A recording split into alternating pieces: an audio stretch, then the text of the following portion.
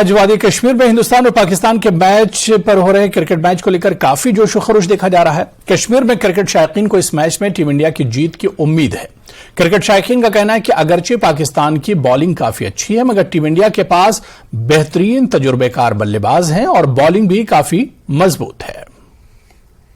दोनों टीमें अच्छी मेरे को नजर आ रही है, बट अगर हम स्ट्रेंथ की बात करेंगे तो इंडिया में जो एक ऐसी चीज है कि वहां पे एक बैटिंग सिस्टम जो उनका है वो काफी जबरदस्त है।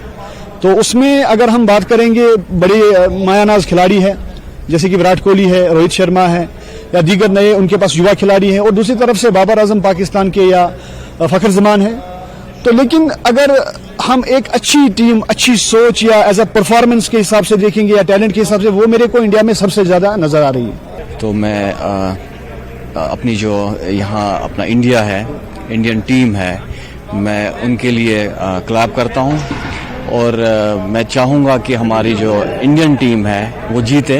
हमारा देश है और इंशाल्लाह हमारा देश इसमें जीतना चाहिए और आज भी जीतेगी और आइंदा भी जीतेगी। डेफिनेटली विराट कोहली जी जो है उनकी सरबराही में जो ये हमारी टीम है बेहतर खेलेगी और डेफिनेटली जीतेगी। शानदार जीत होगी आज हमारी, इंशाल्लाह पक्का। उसमें हमारी खिलाड़ी बढ़ चढ़ के हिस्सा वहाँ पे खेल दिखाएंगे।